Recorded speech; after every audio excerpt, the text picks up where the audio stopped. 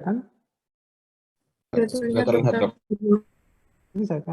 Ini semacam parasit. Ini disebut nematode jaringan. Nematode jaringan ini berada di jaringan, bukan di usus maupun di darah ya. Karena nematode itu ada di jaringan, ada di usus. Tadi yang kita bicara ada banyak di usus deh ya. Ascaris, tadi tambang, vermicularis Enterosalpicularis itu adalah di usus. Nah sekarang adalah di jaringan. Yang disebut vermicularis. Ini juga banyak di Penajam ya. Pada pasien saya ini termasuk ada daerah endemik yang banyak mengandung filariasis. Nah, filariasis di Indonesia itu ada 4, walaupun yang paling banyak adalah Bushra bancrofti, Malai dan Timori saja. Loa itu jarang sekali. Jadi saya fokus ke bancrofti, Malai dan Timori. Ya, kalian ini sekedar tahu deh ya, kalian tidak pada prinsip onkologi gigi itu tidak sampai mengobatin hal seperti itu. Apalagi tadi juga khusus ya mengobatin, kalian tahu, ilmunya tahu, sehingga nanti kalau di lapangan baik di Puskesmas maupun di rumah sakit kalian tidak menggunakan sama sekali ya. Nah, jadi filariasis itu ada disebut periodik mikrofilaria. Mikrofilaria sebenarnya hanya daripada dari cacing ini, mikrofilaria ya. Ini yang kadang-kadang menyebabkan masalah ya. Terdapat di aliran darah tepi, ya, di aliran darah. Jadinya mikrofilaria itu sebenarnya larva yang dilahirkan oleh cacing filaria ini yang tersebar di pembuluh darah tepi ya. Pembuluh darah tepi ini ya di mana-mana semua ya di seluruh tubuh kita. Nah, sifatnya periodik bisa munculnya pada malam hari, pada munculnya siang hari ya di darah tepi. Nah, kalau dia muncul di malam hari disebut nokturnal. Yang munculnya di siang hari diurnal. Diurnal ya. Bermacam-macam ya. Bancrofti biasanya nokturnal, Malai Timori biasanya diurnal pada siang hari. Gunanya untuk apa? Untuk diagnosis nanti. Nah, diagnosis adalah mengambil darah. Nah, bagusnya kalau memang kita curiga bahwa ini adalah bancrofti, baiknya pengambilan darahnya adalah pada malam hari. Nah, bila pada siang hari diurnal, ya sebaiknya pengambilan sampel adalah pada siang hari. Misalnya beruji Malai atau beruji Timori. Ya. Yang subrodik ada macam-macam yang dihafal saja. Nah, kita bancrofti sekarang. Wuchereria bancrofti salah satu spesies deh. Ya, tadi kan disebut Ascaris lubricates, hookworm atau disebut hookworm itu nama Inggrisnya ya. Nama latinnya itu hookworm itu lupa saya kabar. Oh, dua ya, Necator americanus sama Ankylosperma duodenale. Ya, jadi cacing hookworm bahasa Inggris tadi itu bukan spesies ya. Spesiesnya ada 2 tadi, yang cacing tambang tadi yang melalui kulit tadi. Itu ada 2, Necator americanus sama Ankylosperma duodenale. Ya, ini Wuchereria bancrofti ini adalah spesies. Wuchereria ini adalah genusnya, bancrofti adalah spesiesnya. Dia umumnya nokturnal ya. Nah, di Indonesia ada ya. Nah, ini Pak yang harus jelaskan sedikit. Nah, kita sudah belajar tadi, dia ada nyamuk deh. Jadi sebenarnya anunya nyamuk. Ada 2 host berarti. Di nyamuk ada di manusia. Ya, nyamuk perantaranya sebagai vektor, sebagai perantara manusia. Misalnya kita dari atas ya, nyamuk mengandung larva stadium 3 ya. Nah, jadi betul efeknya larva stadium 3 kan. Nyamuk menggigit manusia. Menggigit manusia itu, saya mau tanya dulu. Kita tadi ngomong tentang nyamuk terus, belum membahas tentang nyamuk. Nyamuk itu menggigit manusia dalam rangka apa, Dek? Makan atau apa? Nyamuk menggigit manusia itu nyamuk apa saja ya? Anopheles, nyamuk yang lainnya. Dalam rangka apa? Dokter. Makan, ya. Dokter. Apa? Makan. Makan. Yang lain, Dek, Siva bilang makan. Ada lain? Izin menjawab, Dok, untuk keberlangsungan hidupnya. Keberlangsungan hidupnya seperti apa maksudnya, Dek? Keberlangsungan makan, keberlangsungan hidupnya makan itu ya? Atau apa maksudnya? Berarti untuk makan berarti ya? Ya, kalau dia nggak makan darah itu dia nggak bakal bertahan hidup. Oke, ada lagi?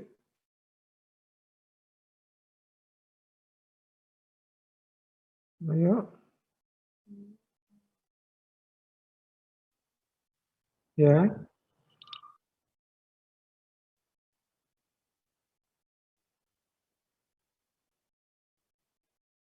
nutrisi adalah untuk apa? Oke, ya, betul tuh. Jawab teman tadi ya. Nyamuk itu makan, menggigit itu bukan untuk makan deh, salah. Ya, makanya banyak salah kaprah di masyarakat, nyamuk itu menggigit salah apa? Untuk mencari makan. Tidak. Betul teman tadi, dia mengambil zat besi dari darah itu. Kita tahu sel darah merah banyak zat besinya. Untuk apa zat besi? Untuk pematangan telurnya dalam tubuhnya. Ya, seperti kita, ibu hamil perlu zat besi nggak deh? Ibu hamil kan? Perlu kan? Untuk mematangkan janinnya, untuk suatu proses mineralisasi janinnya. Begitu pun nyamuk, dia mengambil zat besi, untuk zat besi dari darah untuk pematangan telurnya, sehingga telurnya bisa dikeluarkan. Jadi tidak semua, jadi makanan nyamuk apa jadinya? Pertanyaannya. Nyamuk itu makan apa deh? Karena kalau kita bertelur berarti yang menggigit itu betina jantan deh. Betina dokter. Betina dokter. Betina dok. Ya, betina. Nggak ada nyamuk yang gigit jantan deh ya, ingat ya. Jantan nggak menggigit deh. Jantan bisa baik orangnya ya. Yang betina sama gigit ya. Nah, betina yang gigit. Karena apa? Kebutuhan matang telur. Karena di jantan jadi otomatis proboscis itu munculnya nyamuk itu pada betina itu tajam, bisa menusuk. Sedangkan pada pria itu pada jantan itu adalah lembek, dia tidak bisa untuk menggigit. Jadi makannya sebenarnya nyamuk itu bukan darah, itu makanya sari-sari tumbuh-tumbuhan juga manis-manis nyamuk itu. Coba kita nggak pernah memperhatikan nyamuk makan ya, sari-sari manis-manis dia senang, ya. Tahunya kita yang pas gigit tahunya nyamuk gitu. Nah, nyamuk itu betina berarti yang gigit. Nyamuk ada beberapa macam-macam. Di sini ada culek, Anopheles, Aedes. Aedes lebih ke arah DBD, Anopheles malaria, culek, Mansonia. Nyamuk itu ada 4. Ya, ada Aedes, Mansonia, culek, sama Anopheles. Aedes itu di habitatnya di tempat-tempat yang bersih. Kaleng, kamar mandi, itu Aedes. Yang menyebabkan DBD. Anopheles di daerah hutan biasanya. Di Samarinda hampir nggak ada Anopheles, makanya malaria nggak ada Anopheles. Ya, culek biasanya di daerah comber-comberan, daerah-daerah kali-kali yang apa namanya hitam, pokoknya yang jorok lah, itu culek. Nah, terakhir Mansonia ini di daerah rawa-rawa seperti daerah kampus kita, banyak Mansonia. Nah, Anopheles menggigit pada malam hari atau pada siang hari deh, Anopheles. Dan tahu? Anopheles itu menggigit pada kapan? Jadi Anopheles itu menggigit pada malam hari. Jadi tidak ada penularan malaria pada siang hari. Aedes biasanya pada siang dan sore, pagi dan sore ya. Culek malam, sama Masoni malam. Ya, nanti kalau pelajari itu ya. Oke, Bang Crofty ya, manusia yang terbentuknya. Jadi tadi mana nih? Ya tadi temanmu tadi ya, ini sudah terjawab ya bahwa tadi saya menjelaskan ini lupa. Nah, setelah gigit larva masuk dalam larva som-3, kembali lagi karena gigit dia ke hepar deh ya. Dia hepar ke paru-paru. Sorry, maaf. Ini habitatnya di jaringan ya, sorry. Dia langsung masuk pembuluh darah deh. Langsung pembuluh darah, terus masuk ke dalam daerah apa nama servikal ini. Daerah servikal ini masuk ke jaringan limfa atau kelenjar limfa. Jadi habitatnya adalah di kelenjar limfa. Ya, jadi dia tidak kemana-mana. Di kelenjar limfa dia berkembang menjadi dewasa dan jantan dan betina kawin, keluarlah mikrofilaria yang dikeluarkan di pembuluh darah tepi. Ya, jadi seperti itu. Nanti kembalikan nanti mikrofilaria digigit sama nyamuk, masuk dalam tubuh nyamuk, menjadi larva 1, larva 2, larva 3, langsung ditusuk ke manusia. Oke, pertanyaan. Ayo bisa menjawab yang 6 tadi. Ya, yang 6 tadi, pertanyaan 6 tadi.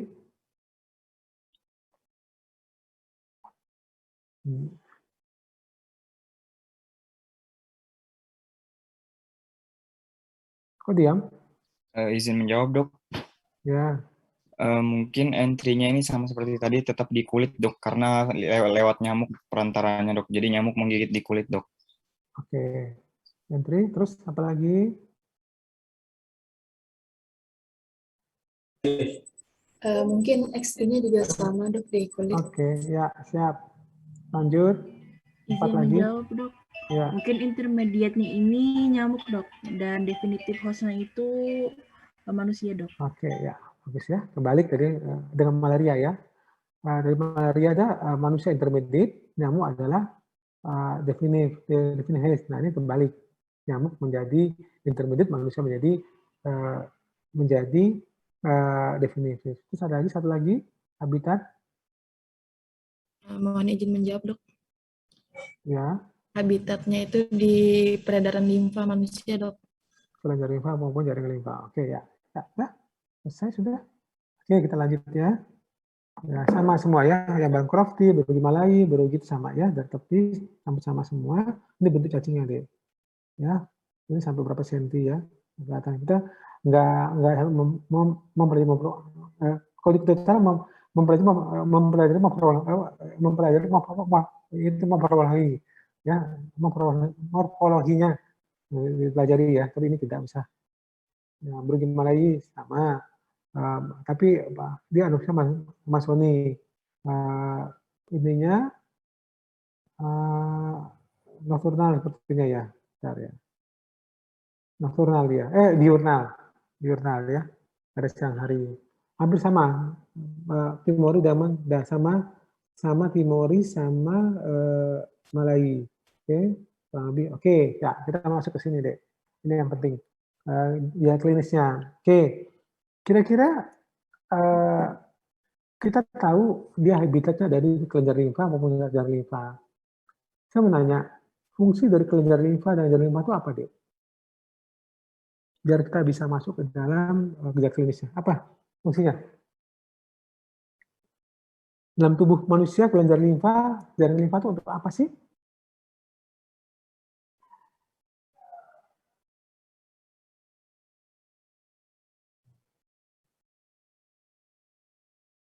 Udah dapat anatomi, Dek? Anatomi tentang kelenjar limfa? Kelenjar limfa?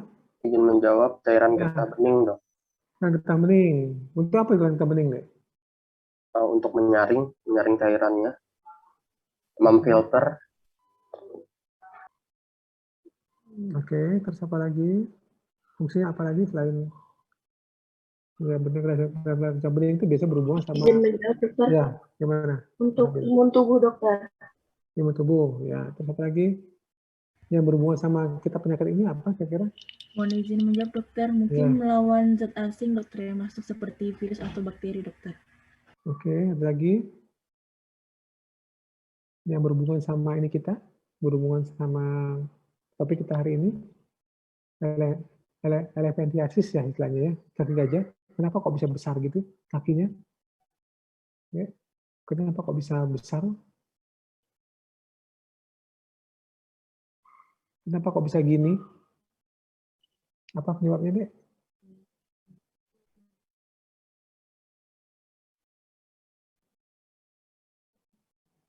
Jadi fungsinya apa yang terganggu? Fungsi apa yang terganggu?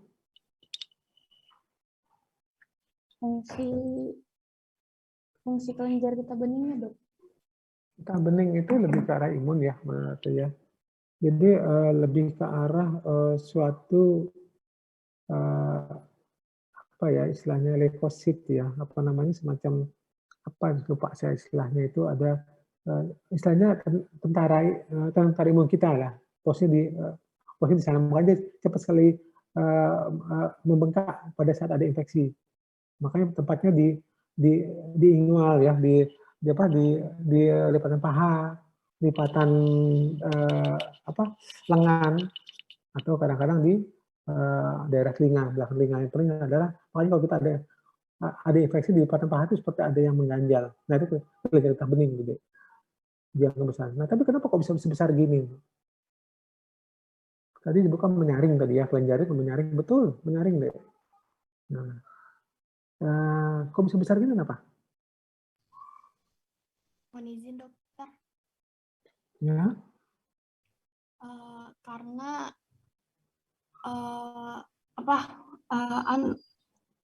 karena tertular dari seekor nyamuk, dokter.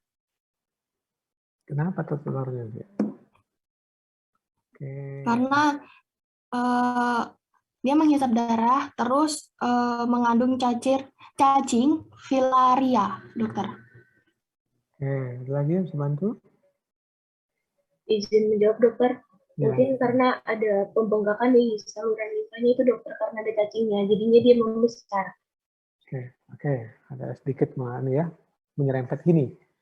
Prinsipnya kelenjar limfa atau terutama jaringan limfa itu tugasnya utama adalah mengambil cairan dari ekstravaskuler. Kita tahu cairan darah kita hampir 5 liter ya, 5 liter kan ya, dalam tubuh yang beredar atau yang beredar dalam tubuh manusia. Nah, pada saat tertentu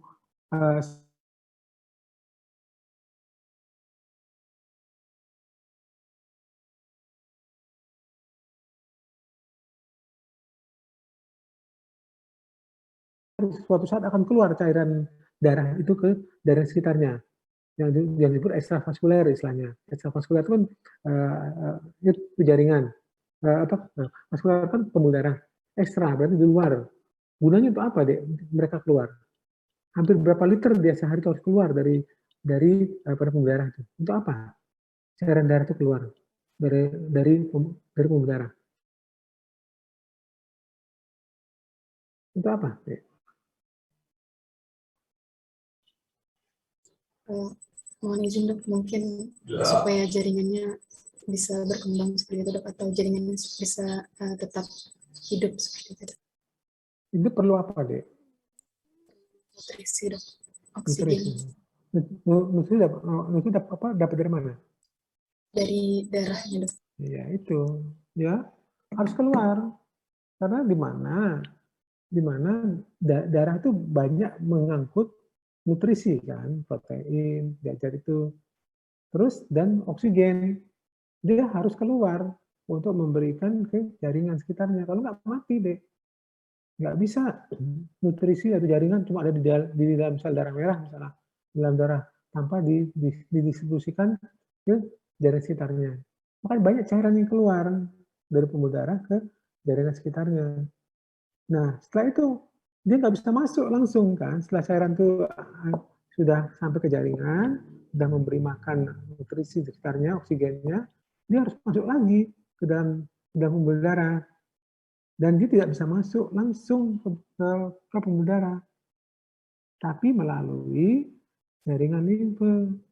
Diabsorpsi dulu dan limfa, masuk limfa, nanti jaringan limfa nanti akan disaring di kelenjar limfa tadi, penyakit atau apa setelah dia keluar.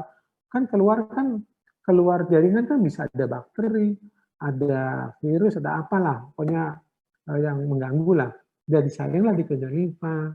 Nah setelah disaring kelenjar limfa, dia akan masuk ke klavikula. Di sana ada pertukaran di klavikula, darah leher atau nah di sana akan ada pertukaran cairan yang sudah disaring di kelenjar limfa akan dikembalikan lagi ke dalam pembuluh darah. Ya, pembuluh darah di mana? Dari klavikula. Masuk lagi dan begitu terus rotasinya. Nah, sekarang masalahnya cacing atau mikroflora itu menyumbat.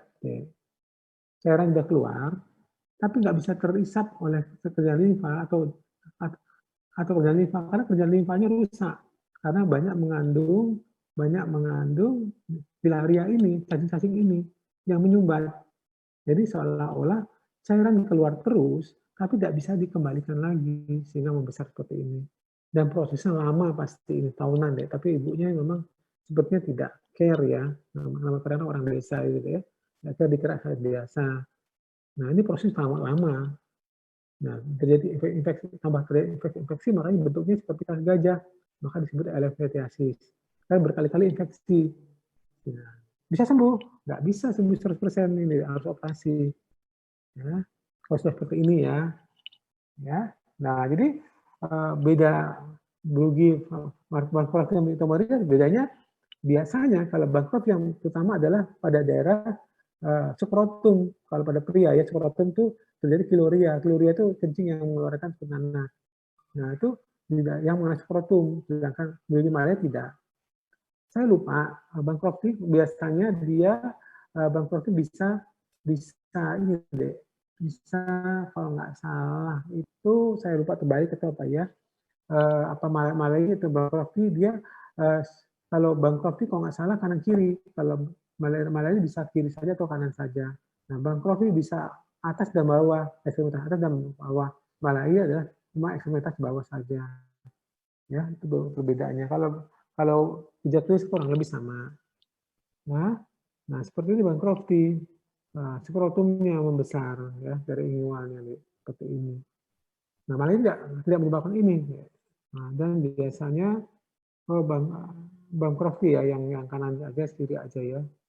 Bankropti. Nah ini Malayi yang lebih banyak ekstremitas bawah. Nah, pemeriksaannya apa? Pemeriksaannya adalah pemeriksaan darah, diambil darahnya. Maka darahnya tadi bukan kelenjarnya, darahnya. Nah, darahnya apa tadi? Mikrofilaria tadi. Mikrofilaria tadi kan tadi diurnal dan nocturnal. Dia berjalan pada tubuh darah tepi. Nah, diambil, diperiksa darahnya mengandung mikrofilaria. Nah, pengobatannya kita nggak sampai sini deh ya. Ini dokter umum. Dietil karbamazin biasanya sitrat yang diminum tiap hari. Preventifnya faktornya tadi faktornya banyak kan semua nyamuk ya, tapi sudah memberantas semua nyamuk. Yang pasti kalau ada gejala awal harus cepatnya, jangan sampai terjadi elephantiasis tadi kan sudah susah ya. Nah pencegahannya seperti gini, ini setelah dioperasi ada sisa seperti gini deh, nggak bisa normal. Ini Malayi biasanya deh ya. Malayi ini bisa normal. Ya, ini seperti kaki gajah karena itu operasi lama. Mungkin sedikit saja ya, Clarice, memang ini hanya untuk mengenal saja, tidak harus kalian sampai ke pengobatan segala. Karena parasit ini sebenarnya dulu waktu awal-awal memang apa namanya? Pada kurikulum dilakukan di 2013 ini masuk ke dalam kurikulum. Nah sekarang sepertinya sudah mau direvisi ke depannya deh, lebih mengurangi yang dokter umumnya, lebih banyak ke dokter giginya. Oke, mungkin itu ada pertanyaan. Terserah mau yang pertanyaan tadi atau pertanyaan yang lain. Mohon izin dokter. Ya, Mutia. Mohon izin bertanya dokter, dari penyakit yang kaki gajah tadi, itu apakah bisa menyebabkan kematian dokter? Ternyata tidak ya, tidak ya. Kebanyakan belum. Tapi kalau parah, memang itu kan kita tahu tadi, kita tahu cairan tidak bisa kembali lagi ke dalam darah ya. Kalau terhambat ya bisa mati kalau nggak ditangani deh. Kan tahu cairan tuh kan cairan tubuh itu kan tidak berkurang, tidak bertambah, dia sirkulasi saja kan sebenarnya. Kecuali kalau berkurang misalnya kita diare, misalnya pendarahan yang hebat. Nah ini seperti pendarahan hebat kan tertahan, pada cairan perlu untuk seluruh tubuh. Tapi jarang karena ini kan terlihat ya. Jadi penyakit yang terlihat. Lain malaria kan nggak terlihat. Kalau terlihat pasti orang sudah sempat ke rumah sakit ya dengan kondisi gini. Nah di rumah sakit nanti deh kalau kekurangan cairan ya diberi cairan. Sangat jarang, memang kematian sangat jarang karena memang penyakit ini seperti sakit kita bisa sakit gigi. Sakit gigi bisa menyebabkan kematian enggak? Harusnya deh. Nah gigi itu baterainya bisa sampai ke jantung, merusak jantung. Tapi nama sakit gigi orang nggak kuat pasti ke dokter gigi kan. Misalnya sakit gigi kita diamkan ya, sampai kapan kita didiamkan, sakit sekali. Otomatis jadi cepat penanganannya gitu. Nah, tapi kalau nggak penanganan nggak ini gigi bisa menyebabkan kematian, harusnya logikanya. Karena akan membusuk. Nah, bakterinya tuh bisa kemana-mana ke organ, tapi nggak pernah ada gigi itu didiamkan, nggak pernah, pasti secepatnya diobatin ya. Itu, apa lagi? Ya. Terima kasih dokter. Ya. Siapa lagi? Izin bertanya dok. Ya. Sebelumnya mohon izin memperkenalkan diri dok, saya Muhammad Fahrul Rifli, izin bertanya. Ya. Saya pernah dengar dok itu katanya apa benar kalau golongan darah kita itu memengaruhi dok, nyamuk tuh gigit kita dok, katanya ada beberapa katanya nyamuk tuh lebih suka orang yang bergolongan darah. Oh itu apakah betul dok seperti itu golongan darah memengaruhi? Ya pernah dengar itu memang dek, pernah dengar. Malah saya termasuk yang mudah digigit nyamuk. Saya itu sangat mudah sekali kalau ngumpul sama orang-orang teman-teman di mana aja pasti saya lebih dulu. Pada golongan saya B dek. Bisa saja terjadi seperti itu. Tapi yang pasti kalau nyamuk itu menggigit manusia, nyamuk itu bisa mengenal adanya suatu makhluk hidup yang mengandung darah jarak puluhan meter prinsipnya nyamuk itu.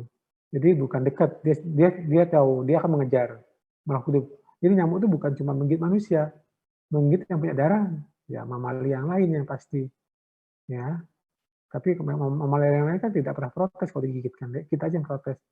Makanya banyak pabrik obat kan, ini obat nyamuk ya, kita terganggu. Jadi prinsipnya nyamuk itu mendekati manusia dari bau, ya. Bau terutama apa? Bau CO2. Ya. Kalau nggak mau gigit nyamuk, jangan bernapas deh. Pasti nggak digigit nyamuk. Karena kita nggak mengeluarkan CO2. Itu nyamuk paling senang CO2. Deh. Jadi nyamuk itu matanya tajam.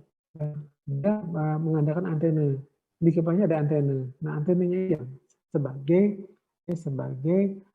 pengindra, termasuk pengindra bau. Ya, CO2. Nah, kalau nggak salah, saya pernah baca hampir ratusan zat yang dikeluarkan oleh bau tubuh. Saya lupa nanti browsing, ada berapa ratusan zat, puluhan ratusan yang dikeluarkan oleh aroma tubuh. Makanya anekdot dulu kita zaman saya, belum mandi ya, gitu.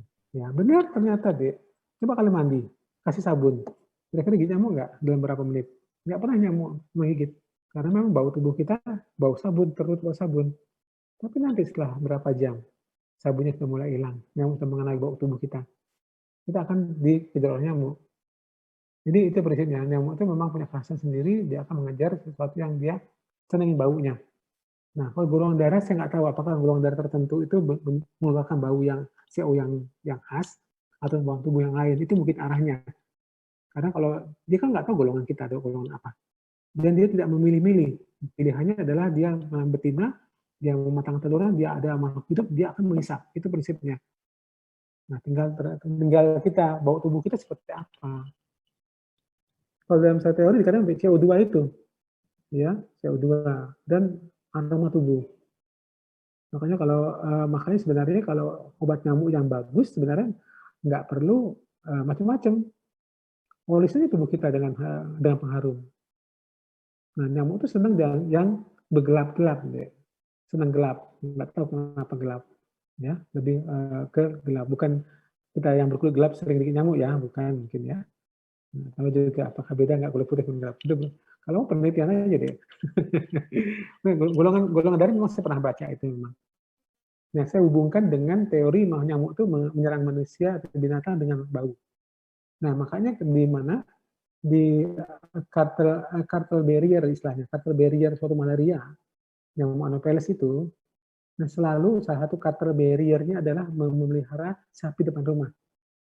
Memelihara sapi, jadi di desa-desa kan kita tahu malaria kan di daerah itu biasanya diusahakan salah satunya menempatkan sapi di dekat permukiman.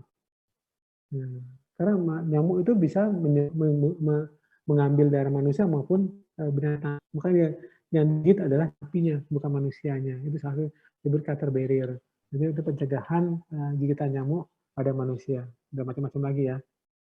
Itu ya. Jadi kalau saya berpikir mungkin dengan hubungannya dengan apa namanya golongan darah itu salah satunya mengeluarkan zat yang bisa melalui tulang tubuh yang disenangi nyamuk.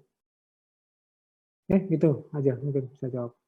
Baik, terima kasih banyak dok. Ya. Ada lagi pertanyaannya? Oke, nanti mungkin nyamuk kita banyak membahas di malaria deh ya, karena memang malaria faktornya adalah nyamuk. Oke, nanti nyamuk malaria seperti apa bentuknya? Sebenarnya kalau di kedokteran dijelaskan. Saya dosen kedokteran itu mulai 2023, 2021 belajar kan S2 saya parasit sebenarnya S2 saya. Bukan gigi, waktu itu gigi belum ada. Jadi kami kalau di kedokteran sampai membahas tentang morfologi nyamuk. Mana proboscis, mana tempat. Jadi nyamuk itu nyamuk nggak punya gigi loh, Dek ya. Ingat loh ya, jangan sampai gigit nyamuk punya gigi loh, tidak. Nanti gigi kita dapat entah tutup gigi kita cabutnya giginya kalau ada nyamuk. Jadi, nyamuk tidak punya gigi. Dia tuh makanya kita salah kaprah aja digigit nyamuk, padahal bukan digigit, ditusuk sebenarnya, Dek. Dia proboscis namanya, proboscis bentuknya. Dia menusuk. Ya, menusuk ke dalam dan itu ketajaman luar biasa, Dek. Kulit bisa ditembus dengan mudah oleh mereka. Ya, jadi dia menghisap darah.